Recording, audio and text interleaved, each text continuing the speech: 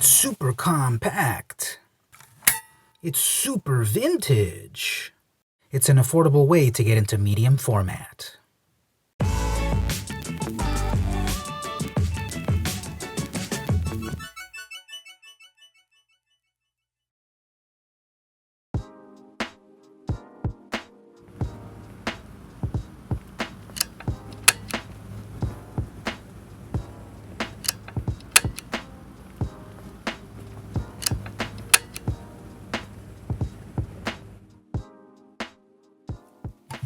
Hey everyone, it's vmcampos, photography fan. Welcome to the latest episode of Film Fridays.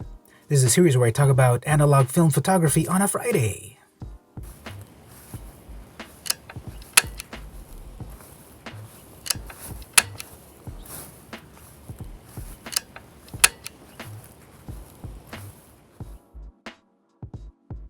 Today I want to talk to you about the Fujifilm Fujica 6 from 1952. I'm going to go over the features of the camera, show you some of my sample photography, and how to load and unload the film for yourself. With prices of medium format film, it's never been a better time to get into the format. Let's check out this camera.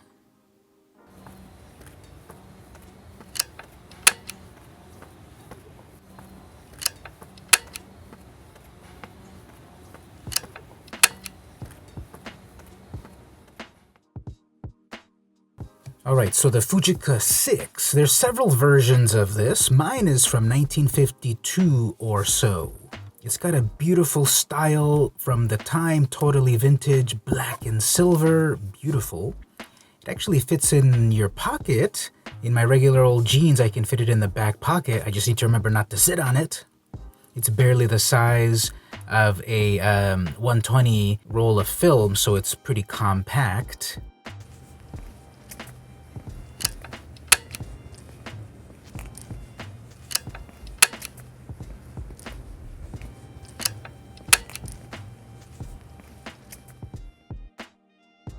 So let's check out the features. First of all, you have to open the lens, pressing that in, and then the lens unit pops out. Again, more of this beautiful vintage style. We have these bellows. Okay, here's my first tip. If you get your own copy of this, make sure that you don't have pinholes in the bellows. That will mess up your photos. So at the front here, we see that we have an up to 1/500th of a second shutter speed, going down to 1 second in bulb, which stays open as long as you have the shutter pressed. The lens is the Rektar f3.5, 7.5 centimeters, also known as 75 millimeters. Apertures range from 3.5 up to f22. And they are controlled by this little dial right here. Now, a lot of these older cameras, they have sort of their sweet spot aperture, and here it is here. So it's just about at f11 is the sweet spot aperture for this lens. Or also, pro tip, if you go 2 to 3 stops from wide open, that's often the sweet spot. So in this case, 3.5, 4.0, 5.6, that's 2 stops. Now, 3.5 versus 4, actually, I sort of think that's almost the exact same aperture. It's a tiny difference in the amount of light here, so I kind of start counting from 4. So 2 stops down would be f8, 3 stops down f11. So again, that's the sweet spot of this particular lens, but with vintage lenses, 2 to 3 stops from most wide open is often the sweet spot aperture for great sharpness, depth of field, etc.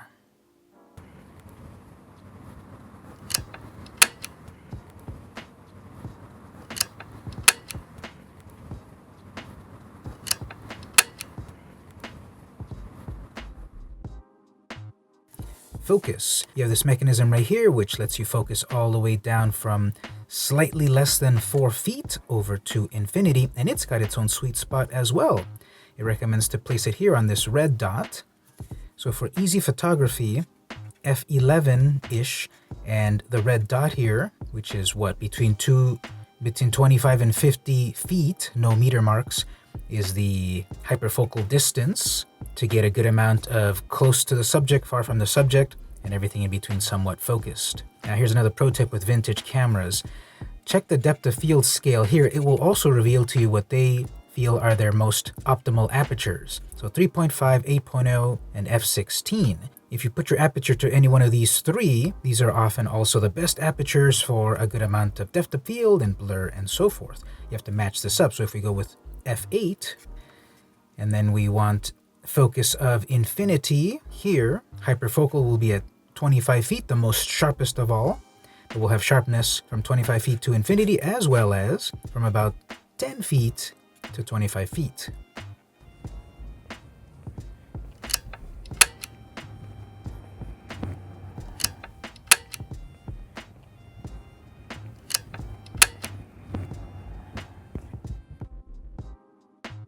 Then it's just a matter of setting the shutter speed, which is based on your film. Let's say Portra 400, set it to 1/500th of a second. Some Cinestel 50, set it to 1/50th of a second. Kodak Gold 200, set it to 250.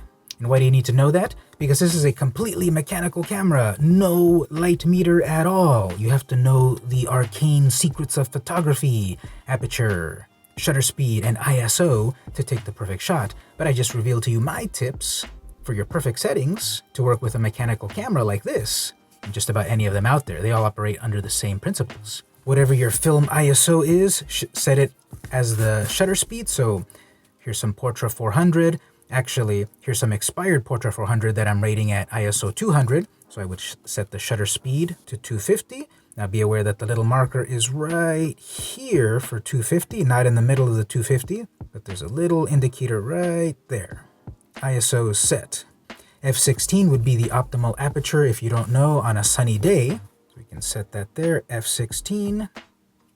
And then we set our focus, infinity f16, which will give us focus from 8 feet to infinity. And hyperfocal, the most sharp point is about 15 feet. This is a great shot for big wide angle shots. Who needs a light meter if you know the secrets of photography?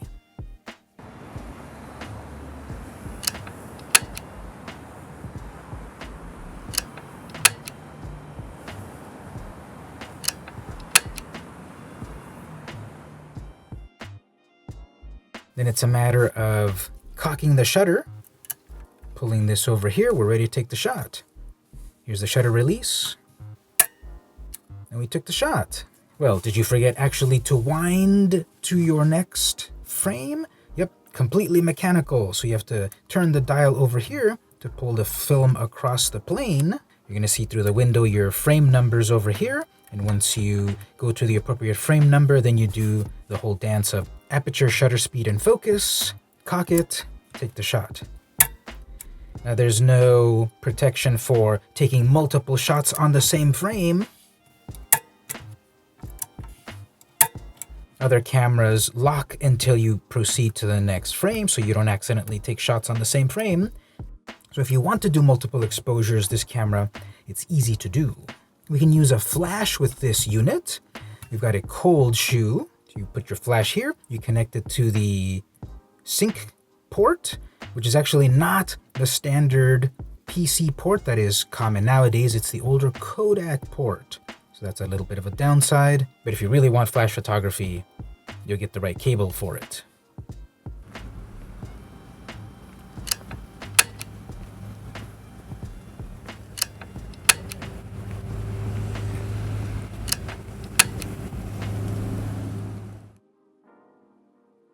There's a little window over here that on mine, it seems to be upside down because what I've seen online, the versions that I've seen online, the window's on the right side because this text seems to be upside down from my perspective here. So if we look at it properly, we have a little window that says, okay, color film. Now this doesn't do anything. This is again a mechanical camera where you need to know what you're doing. This is just an indicator to remind you, I've got color film in this camera. No indicator of what film speed or anything, but it's color film. Or we've got SS film, which honestly, I don't know what that means. Someone that's smarter than me, tell me in the comments, what does SS indicate in this camera? What type of film is this? Super sensitive? I don't know, tell me in the comments. We have pan, which is panchromatic, which is black and white film, basically. Sensitive to all wavelengths, the whole panchromatic spectrum. CHR, again, I'm not sure what this one is saying, so maybe tell me in the comments. And then EMP, which of course means that this camera can emit an electromagnetic pulse. Just kidding, that means empty. The chamber is empty. So obviously load up your film, set it to the appropriate type of film here. You have to memorize exactly what roll of film, but at least I know I've got color. Now I'm ready to take some great shots.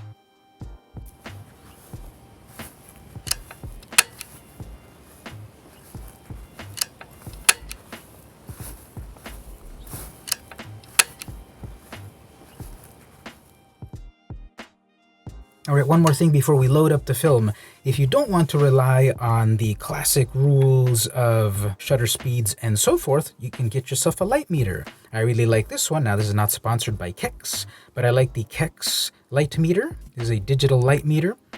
Very cool style, compact style. It lets you set a particular aperture or f-stop. Press the button, it'll calculate your perfect shutter speed. Jump over to shutter speeds, set your shutter speed, and then it'll calculate your appropriate f-stop. Usually I am setting an aperture, and then I'm letting it calculate for me the appropriate shutter speed. So here it'd be 1/15 of a second. If I was trying to photograph a real environment, here's something more realistic, so 1/250th. So f8, 250, a dedicated light meter like this is very useful. This is got the shoe attachment, or the shoe mount, so it's supposed to fit in here. But it's a little bit tricky to get in here because this hot shoe is so close to the winding knob. There is an adapter to kind of fully fit it in here, but it's no problem just to take it out of your pocket, aim it at your scene, press the button, capture your light reading, and then input it into the camera, and then put this back in your pocket. So I definitely recommend this Kex meter or equivalent.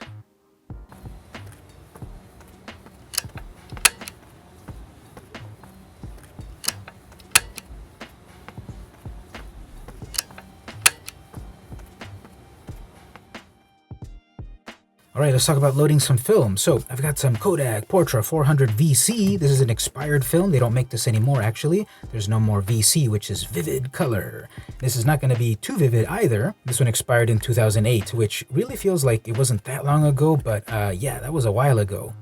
So I'm going to overexpose it by 1 stop. I made myself a note here, overexpose this by 1 stop, because on my previous roll, I went with 400, and it wasn't as vivid as I would have liked, so I'm going to expose this at ISO 200. That's the film I'm going to use, which I'm going to demonstrate how to load this camera.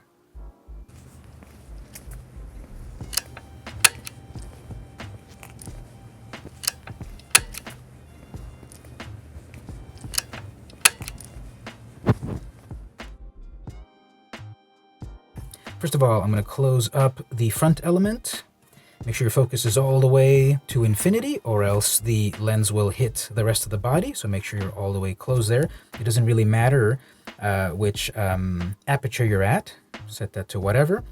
And make sure you haven't cocked this to take a shot. Make sure it is to the right. Once all of that is in the neutral position, you press down these holders. Unlocks it, and then close it. Got it. All right, what's cool about this camera, it has actually got 2 film sizes. You can do square 6x6 or rectangular 6x4.5. If you take 6x6 shots, you get 12 shots on one roll. If you take 6x4.5, you get 16 shots. So if you want more shots and at a more rectangular aspect ratio, set it to 6x45. Or if you want square shots but less shots, you set it by 6x6. It's up to you. Now that does require the mask, which I have over here, which I'll show you. If you don't have that mask, you won't be able to switch between these two. You'll be stuck at 6x6 aspect ratio, which is fine. So close that up. Open the back of the camera with this little pull tab. Opens up, and here's where your film goes. So when you're winding it, what you're doing is you're pulling film from this chamber to this chamber, and in the middle is the actual lens. Here we are at f22. Look how tiny that is. When you take the shot, the shutter opens up to expose the film to light. And here I am at the regular 6x6 size, a nice square shot, a square negative. If you have the mask, you can pop that in and get your aspect ratio of 6x45. Let me show you this. So it's a little piece of metal. It's a very thin piece of metal. Easy to accidentally bend, so be careful there. But it pops in on one side here, pops in on the other side here. And I've got the mask here. where it removes a couple of millimeters to get you to 6 by 4.5. So you have this rectangular aspect ratio rather than a square aspect ratio. I've usually shot this camera at 6 by 6. So actually I want to try it 6 by 45 this time. I'm going to put the mask in here, and I'm going to set this dial on the right side on the door to 6 by 45, or else I won't be able to tell what frame I'm on. So set that to 6 by 4.5, put the mask in, and now when you look through the window, you're going to see your frame numbers up here. If you leave it at 6 by 6, you will be taking shots inaccurately, wasting film. If you don't have that mask, keep it at 6 by 6, and you've got your square shots. All right, I'm going to go with 6 by 45. So more of a rectangular aspect ratio. Maybe good for portraits.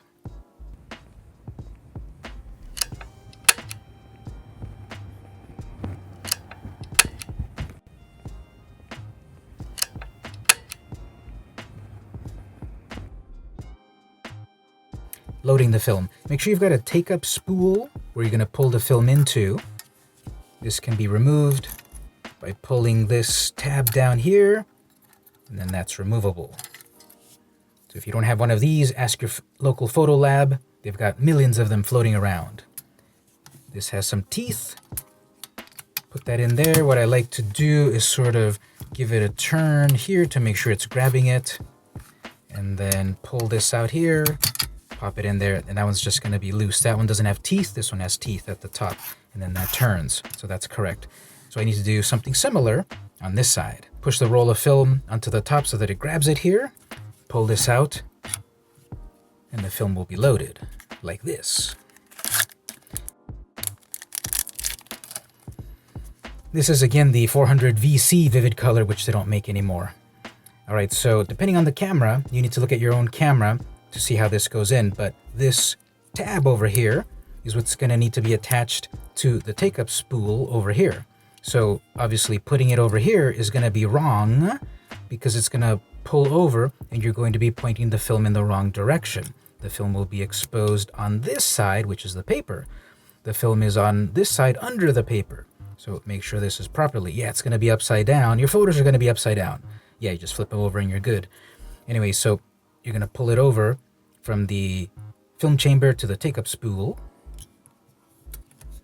Pop that in there. Make sure that spins freely. Hear that click? So now that spins freely. Perfect. That's not going to fall out. Perfect. Next up, remove this adhesive, or just cut it if your fingernails are sharp enough so I can start to pull the backing paper over. Pull that out. Keep it tight. Keep it taut. Grab this tongue and put it into one of the slits of the take-up spool. Something like that. So I'm going to then start to pull this one up here so that it fully grabs it. There we go. Keep this one taut as well. This is when you really need 3 arms. So with medium format cameras, depending on the camera, you need to pull out some amount of the roll till you see a particular indicator, then you close it up. On many medium format cameras, there will also be an arrow or a red mark or whatever, so that you align the negative to the mark. This one doesn't seem to have any, so I'm just going to pull the indicator out to this first roller here.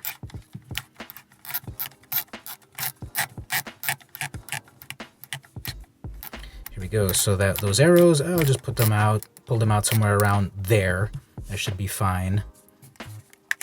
Close up the back. Put the switch back in.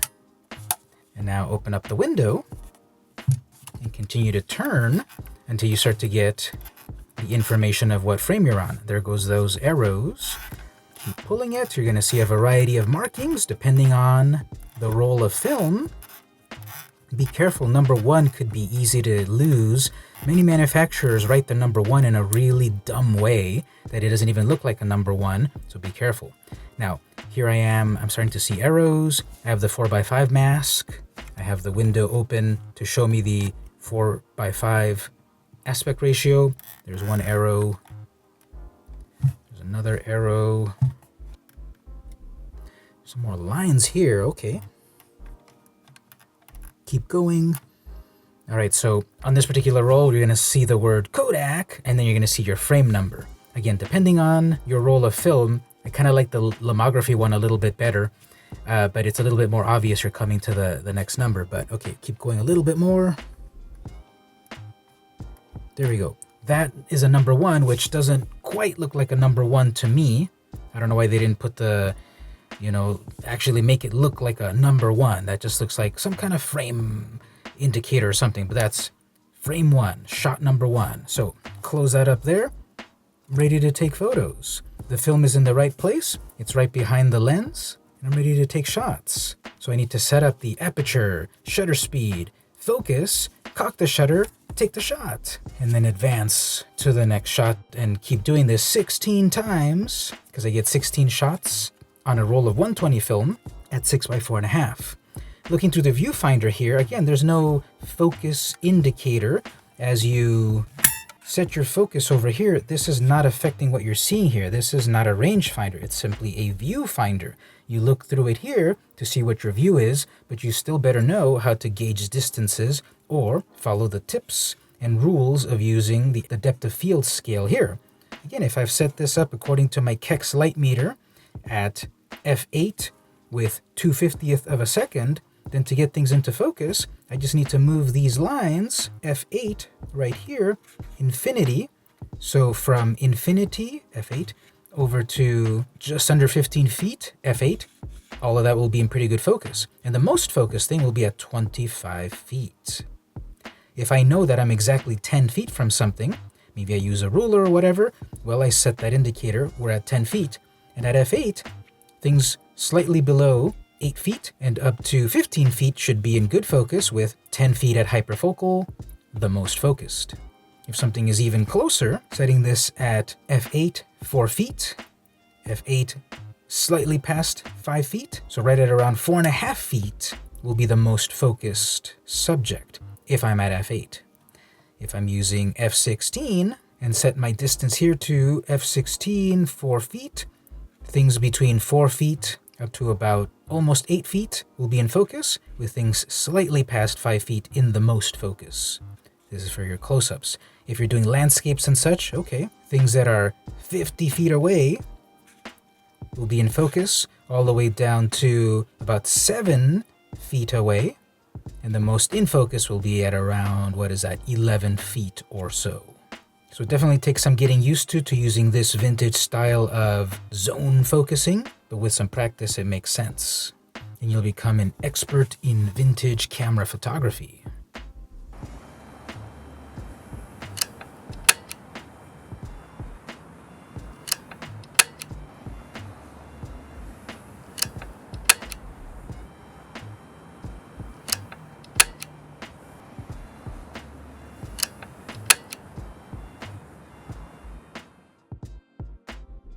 And so that was how to use the Fujifilm Fujica 6 from 1952 to get into medium format photography.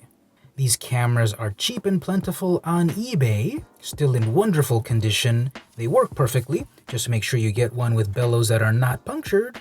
And even though this is a 70-year-old camera, it'll still take amazing photos in the year 2023 and beyond. I hope you liked the photos I was showing off. I took all of those with this camera, and the latest ones with some expired Portra 400 VC, shot at ISO 200. If you enjoyed this video, if you found it useful, consider going over to the Patreon, patreon.com/vmcampos. Pledge for $3.33 a month. What a deal. Unlock exclusive stuff, get early access, help out the channel, keep it funded, keep it growing, be a part of it. $3.33 a month. But if you can't quite pledge monetarily at the moment, simply like, comment, share, subscribe. Ring the bell, do all the good stuff. Smash that subscribe button, as they say. I would really appreciate it. And now I'd like to hear from you. Do you have your own such vintage folding camera? Are you into 35mm film, but want to try 120 now that prices are coming down? Tell me in the comments. Do you like the aesthetic of this camera and the photos it can take? Tell me in the comments. And once again, don't forget to like, comment, share, subscribe, do all that good stuff. I really appreciate it. This has been VM Campos for Film Fridays, and I'll see you next time.